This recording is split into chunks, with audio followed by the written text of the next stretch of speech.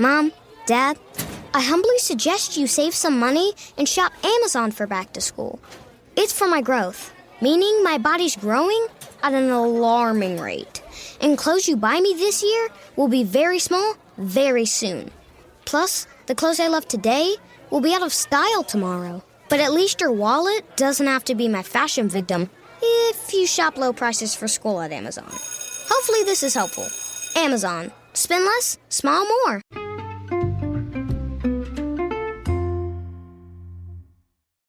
Hi, everybody, and welcome to the Dr. Psych Mom Show. Today, I am taking a question from a listener. Actually, a couple of people asked this in my Facebook group, so you should join my Facebook group if you're interested in getting in on the ground floor of telling me what to record. And it's about whether you pass on your attachment style. So whether a parent's attachment style is going to be the same as their child's. So we're going to dive into that, but before we do, please do subscribe, because then you get access to all of my episodes. The most recent one is Why Your Wife Says She's Overwhelmed, and like a lot of other ones. So make sure to subscribe to support me if I am helping you out and if you're enjoying these podcasts. So anyhow, attachment style, you're going to have to go back and refer to the original attachment style podcast, which I link you to in the description. That's a subscriber one. So you see there are many useful ones. Within attachment, there's secure and insecure, two types of insecure, etc. So you'll go back to refresh on that. But do parents pass on their attachment style to their kids? Well, yeah, frequently they do. You know, I mean, if they don't work on their own issues in therapy or, you know, through whatever deep self-reflective work they want to do, then yeah, they really are at risk of passing on their attachment style. Because think about it. If you're avoidant, you're parented in a cold, kind of detached way. And then how do you know how to parent your kid? The same way. You know, I mean, it's pretty easy to see. Like, if you did not get the sort of affectionate, comforting love that you needed as a child, where would you get it from? Like, how would you know how to do that?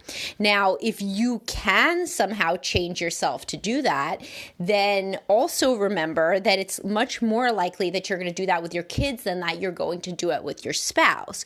So your attachment style, unless you engage in real deep self-reflective work, it's unlikely that your attachment style will change. Of course, they can change with work. I mean, that's the positive. So, that's a lot of what therapy is really trying to help you change to be more securely attached, which is confidence, self-esteem, understanding how to have healthy relationships. All of that goes along with secure attachment versus insecure of either type. But if you do not engage in this work, the odds are that you will either or, you know, pass on the attachment style, or they could be, or they could be securely attached to you, your child, but observe a marriage in which parents did not work on their attachment styles and therefore are engaging in dysfunctional ways, which is not going to help them either. So, also, sometimes you do not pass on your exact attachment style, whether avoidant or preoccupied, but you pass on insecure. It's very hard for somebody who was raised with insecure attachment, who did not have a functional, secure relationship within their family of origin with their primary caregiver, to become a parent that is a secure base and both gives the child the secure bond that they need and also encourages them to explore the world in a healthy, independent way.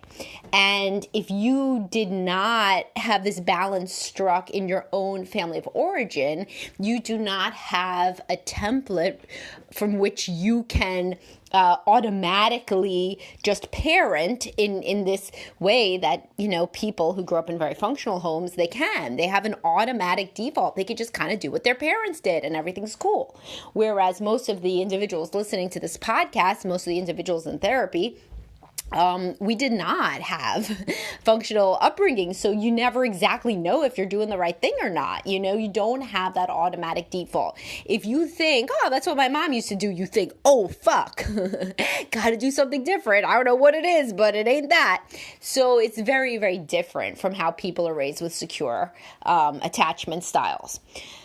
Sometimes when we cross the type of insecure attachment, let's say an avoidant parent, let's say you're an avoidant parent, so overall you're uncomfortable with intimacy, but sometimes you try for the sake of your kid, you try to sit down and engage, hug, whatever, but overall it is kind of, if you would admit to yourself, whether you tell yourself it's because of your child's personality or your personality or stress or whatever, it's hard for you to bond to your child. So in that case, the child is getting just a taste of what it is to have your attention periodically, so they may end up with the other type of insecure attachment, preoccupied attachment, where they're consistently hypervigilant for you going away, well, whether emotionally or physically, and they are, it's like a slot machine with every so often they get your attention. So they may have the other kind of insecure attachment, but it still ain't good, right? It's still not right. It's still not secure. So this is not a death sentence. This is not to say, okay, so you were raised to have insecure attachment, so shit's all over for you and your kid, just give it up. Certainly not. But it's motivation to work on yourself. Work on yourself, understand your attachment style, understand how you may not want to think that you're passing it on to your kid, but likely you are if there's not enough work done. And also, your marriage may be showcasing your insecure attachment style, even if somehow you're knocking it out of the park as a parent. And that too is going to influence how your child relates to others. Their personal attachment style, maybe they are securely attached to you, but I'll tell you, it's very hard to feel secure attachment within a dysfunctional family unit. So let's say mom and dad are fighting all the time. It's real hard for a kid to have a securely attached relationship with mom. It really is, because mom's always upset. So how then does the child really feel secure, stable, focused on, in a developmentally appropriate way, themselves? Now, I'm the first to say your kid shouldn't be a selfish asshole, but there's a difference between your kid thinking they should buy everything off of Amazon and your kid thinking, is this going to be a night where mom and dad disappear into their room for hours of yelling? And if it's the latter, it's really, really hard for that kid to maintain secure attachment with mom or dad, no matter how mom or dad acts individually with this child. Because against this backdrop of dysfunction where parents' attention is taken away by the toxicity in the marriage, the child does not get to form a secure bond. Now, this doesn't mean, again, nothing is a death knell here. Nothing cannot be changed. Things can be changed all the time. Kids are very malleable. So hopefully at least one listener here will be like, man, do I put a lot of work into parenting or what? I read every damn book. I've read even the attached book she told me to read by Amir Levine on attachment. But you know what I never really thought about here is I have a great relationship with my kid when my spouse isn't around. But when my spouse is around, there's this pall that falls over everything because I don't really feel like addressing the fact that we are not in a happy place. And I wonder how this is impacting my child. And I wonder then if instead of reading 25 parenting books and just sticking in my wheelhouse and my comfort zone, I wonder if perhaps I should focus then on the marriage as well as the backdrop for this secure attachment that I want to develop between me and my child, as well as my partner and my child. And I want my children to feel good in their house overall. So keep in mind, yes, it's likely that you will replicate your attachment style with your kid without work. However, I see a lot of people put in a lot of work. And this is why I do podcasts and posts like, do you treat your child better than you treat your partner? Because many people will bust their ass listening to podcast after podcast and reading book after book on parenting, but they will forget the greater backdrop of stress in the home that accompanies a dysfunctional marriage. And within that environment, it really doesn't matter how you parent except on the margins. And that's a sad realization, but yet a very true one. So the amount of enrichment and love and security that you try to give to your child, if there is fighting, tension, screaming, bitching at each other, bickering, like all this stuff. Like I had a podcast, what level of marital conflict is acceptable for your child to see? Pretty much none, I mean, pretty much none. And as I said in that podcast, people are always like, well, shouldn't they see you resolve conflict? Yeah, sure, they should see you resolve conflict. I want Chinese, you want Italian, how are we going to compromise? Or even, you forgot my birthday today, that made me feel sad. Oh, I'm sorry, honey, I'm going to go to the store, get you flowers. Oh, okay. That's conflict that a child can see. When anybody's asking about what level of marital conflict is okay, the majority of people are doing it because their kid has witnessed screaming, yelling, insanity. So for everybody who is a child in such a home, myself included, that's never good. It's never okay. That's never functional. And you cannot really create secure attachments with either parent within a constant against the backdrop of hysterical fits, yelling, sobbing, and just constant tension in the child's stomach about who will explode next. So if this is your situation, then that would be more what to think about. Because I'll tell you, from what I see, the majority of people are trying really hard to securely bond to their kids, and we have more resources than ever before. Psychology is like on trend, man. Am I in the right career at the right time? Because everybody wants a therapist now. And the majority of what they're working on is themselves, and a keystone of who they are as their identity is their parenting.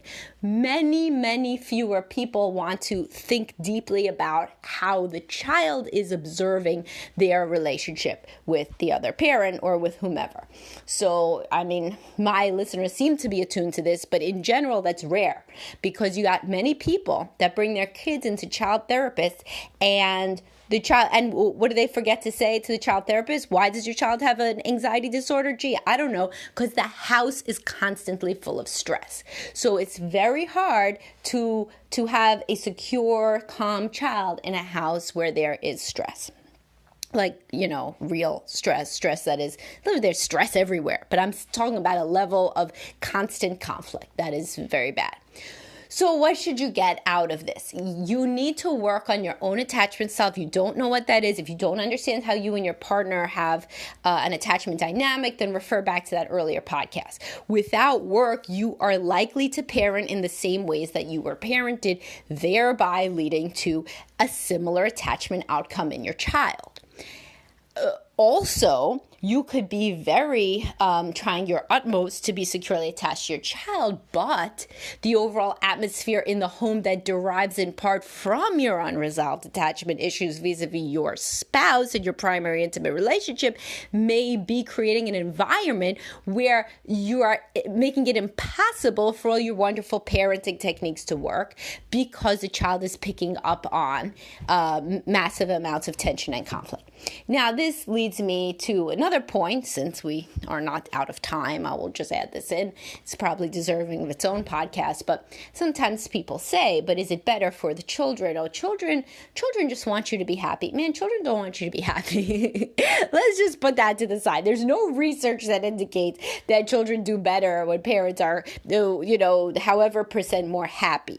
What the research does indicate is if there is conflict in the home and the child is around constant conflict, that is bad. So with this, if the child is the child isn't wondering if you self-actualize today. They're not. So sometimes people ask me, and I should probably do a podcast on it, is it okay to divorce because the children want happy parents? Yeah, sort of.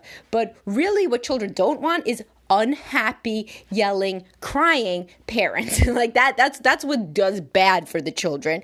And the rest of it really comes out in the watch because remember the temperament of your child. Plenty of children are fairly solipsistic. They're only looking inward. But when shit in their house is so crazy that they can't even look inward, that's when it gets really bad. So again, when people are like, what level of conflict is bad for children or what level would stop my child from really being securely attached, it's the level at which it is open hostility. Open hostility is very bad. Now, it is totally bad for you to be in a state of tension that is masked sadness, and you deserve to have a life too, and you deserve to be happy, sure. for sure. But when people say what's bad for children, it's unrelenting, volatile conflict. That should that should be the hallmark when you understand that something's pretty bad for the kid. So if you're intending and hoping to raise a securely attached child, as we all are, the way to do that would be against a backdrop of a calm and happy home overall. You are trying to provide attention and love and firm boundaries within a context of warmth. And I've talked about this before, about the authoritative parenting style as the midpoint between authoritarian and permissive. I've talked about this in my parenting podcasts.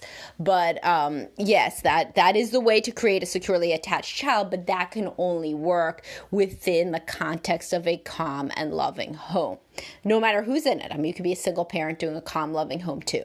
It doesn't need to be a two-parent home, but it cannot be a home in which all of your effort is focused on somehow creating out of whole cloth a secure, attached, loving relationship with your kid, and you're neglecting the marital conflict, because I see that too often, because the same people that are worried about passing on their preoccupied or avoidant attachment style, guess what? Those attachment styles definitionally lead to unhappy relationships. So the piece to be aware of that perhaps now you are focusing on more is, yeah, there's me and my kid, but what is our overall environment in which we are embedded? Is that something that's going to be conducive to the development of a secure attachment bond because the child can relax and engage in developmentally appropriate life tasks? Or is the level of stress precluding that development of that secure attachment relationship with either parent, really? All right, so I hope this was interesting and lent a different color to your understanding of attachment. Again, this will be much better understood within the larger framework of the original attachment podcast, as well as I have a podcast about avoidant wives. I have either a post or a podcast, something coming out about when men struggle with preoccupied attachment. So, it's like attachment central here. It's all about attachment all the time. No, not really, but a lot of attachment a lot of the time. And I'll talk to everybody soon. Please do subscribe.